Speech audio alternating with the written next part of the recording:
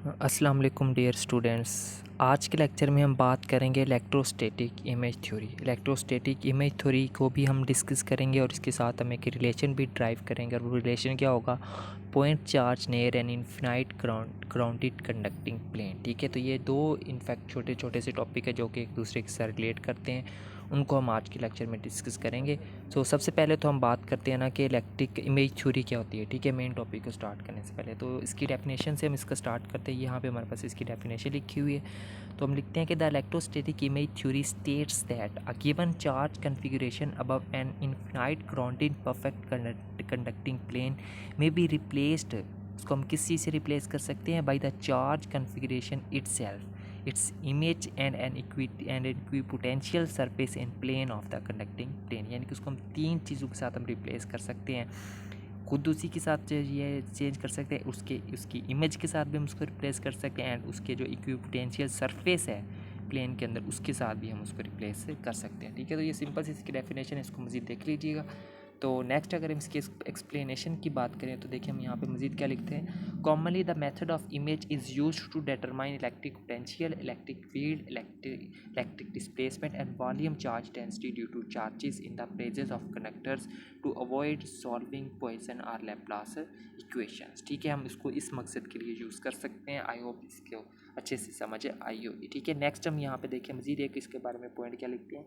Consider charge configuration of point charge, line charge and volume charge above a conducting plane as shown in figure A. Their image configuration with conducting plane replaced by equipotential surface is shown in figure B। ठीक है, इस चीज़ को यहाँ पे देखें हमने दो figures के अंदर इसको एक्सप्लेन किया हुआ है। ठीक है, नेक्स्ट देखें कंडीशंस ऑफ जो है वो इलेक्ट्रोस्टैटिक इमेज थ्योरी की कुछ कंडीशंस हैं। ठीक है, ये दो कंडीशंस होती हैं, उनको देखते हैं। पहली condition, the image charge must be located in the conducting region. ठीक है, ये उसकी पहली कंडीशन है। और दूसरी कंडीशन क्या है?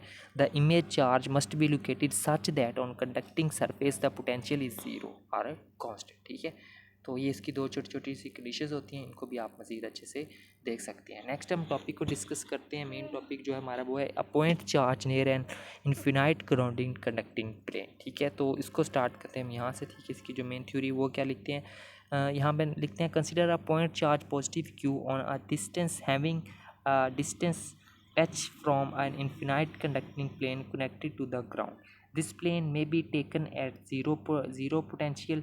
We have to find out the electric field at various points in space close to the point charge and conducting plane configuration, where P is the point at location r theta, where v r theta and e into r theta are to be determined। ठीक है, ये इसकी थोड़ी सी explanation है इसकी according to this diagram. ठीक है, इसको आप देख लीजिएगा। नेक्स्ट हम देखते हैं मजीद इसमें।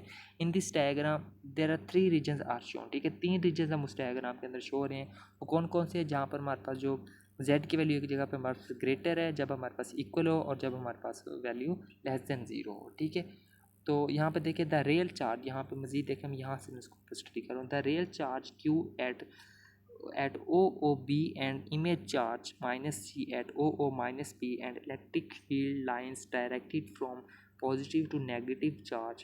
The boundary condition states that phi is equal to 0 at C is equal to 0 and phi approaches to 0 far from the image charge। ठीक है, अकॉर्डिंग टू दिस डायग्राम। ठीक है, नेक्स्ट देखिए यहाँ पे हमारे पास position vector r1 of p into X Y C relative to the real charge positive q is. ठीक है, तो हमारे पास पोजीशन वेक्टर r1 क्या दिया हुआ है, इस चीज़ के बराबर आ जाएगा हमारे पास। ठीक है, और यहाँ पे इसको मज़ीद सिंप्लीफाई करेंगे तो हमें इक्वेशन नंबर ए मिलेगी। ठीक है, तो यहाँ पे देखिए मज़ीद हम क्या लिखते हैं।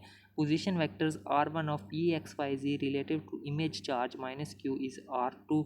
ठीक है, और r2 की वैल्यू हमें ये मिलेगी, इसको हमने कह दिया इक्वेशन नंबर बी। ठीक है, तो यहाँ तक हमें जो है वो इक्वेशन नंबर ए और इक्वेशन नंबर बी मिल चुकी हैं। ठीक है, तो मज़ीद जो है अब हम बात आते हैं, हम इलेक्ट्रिक फील्ड कैलकुलेट करते हैं। ठीक है, इलेक्ट्रिक फील्ड कैलकुलेट करते हैं तो वो हम उसके लिए हम यहाँ पे स्टार्ट करेंगे। ठीक है, पहला केस है उसका जहाँ पे हमारे पास जी की वैल्यू क्या होती है, ग्रेटर देन ज़ीरो होती है। ठीक है, तो ये हम मज़ीद इसको लिखेंगे तो यहाँ पे हमारे पास ये किस चीज़ के बराबर आ जाएगी, E is equal to E positive plus E negative, यानी कि उसका पॉजिटिव और नेगेटिव दोनों कंपोनेंट्स आ गए, ठीक है। तो ई पॉजिटिव हमारे पास इस चीज़ के बराबर होता है, ई नेगेटिव इस चीज़ के बराबर होता है, उनको रिप्लेस कर दिया और हमें पता है कि जो यूनिट वेक्टर आर है वो magnitude of R divided by R के बराबर होता है, तो उसके साथ हमने उसको रिप्लेस यहाँ पे कर दिया, ठीक है।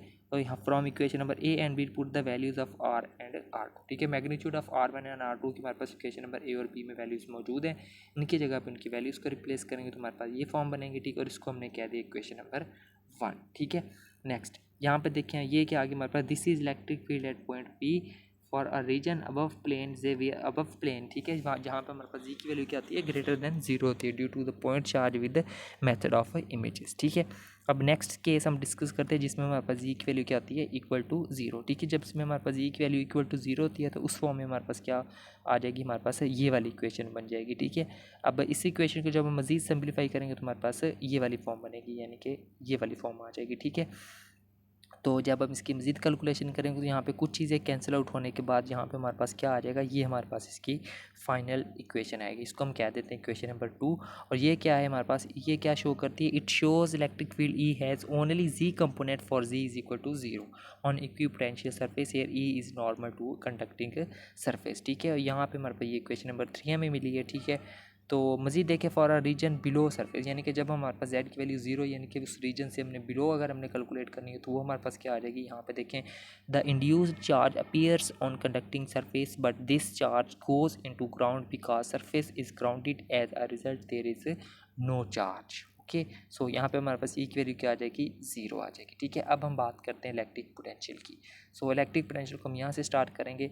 The electric potential phi at P X Y Z for a region above surface is equal to is greater than 0 due to real charge and image charges, ठीक है। तो वो हमारे पास किस चीज़ के बराबर आ जाएगा, इस चीज़ के बराबर, ठीक है। इनकी जगह पे वैल्यूज़ पुट कर दी, वो हमारे पास ये आ गई, ठीक है। मज़ीद इसकी कैलकुलेशन की तो हमें ये वाली फॉर्म मिल जाएगा ये, ठीक है।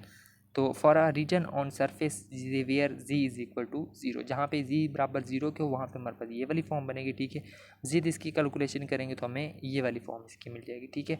तो ये हमारे पास क्या आ गया, यहाँ पे ये दोनों टर्म्स क्योंकि सेम है तो इनकी आपस में कैंसिल आउट हो जाएंगी, तो आंसर क्या मिलेगा हमें, 0। Hence it shows electric potential phi is 0 where for Z is equal to 0 for R region where surface is less than Z is less than 0, ठीक है। उसके लिए इलेक्ट्रिक पोटेंशियल क्या होगा हमारे पास, यहाँ से देखते हैं, the induced charge appears on conducting surface but this charge goes into ground because surface is grounded. As a result there is no charge available for electric potential for region below this surface, ठीक है। यहाँ पे भी हमारे पास charge क्या होगा, electric charge क्या होगा, 0, ठीक है। अब बात करते हैं सरफेस चार्ज डेंसिटी की। तो सरफेस चार्ज डेंसिटी यानी कि सिग्मा, उसको हमने साथ में एस को भी सरफेस चार्ज डेंसिटी को रिप्रेजेंट करा होता है। इंड्यूस चार्ज वो किस चीज़ के बराबर होती है, इस चीज़ के बराबर होती है, कहाँ पे, जब हमारे पास जेड की वैल्यू क्या आती है, 0 होती है, ठीक है।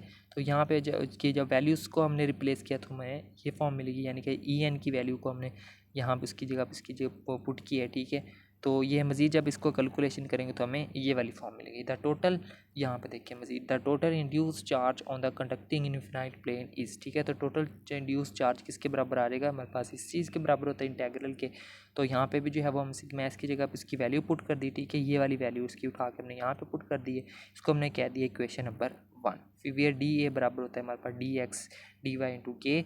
तो by using transformation of Cartesian coordinates to cylindrical coordinates, ठीक है। तो वो हमारे पास किस चीज़ के बराबर आ जाएंगे, इस चीज़ के बराबर आ जाएंगे, ठीक है। सो 1 बिकम्स, जब हम इसको कंक्लूजन्स करेंगे तो क्वेश्चन नंबर 1 हमारे पास कौन सी फॉर्म अख्तियार कर लेगी, ये वाली फॉर्म बन जाएगी, ठीक है।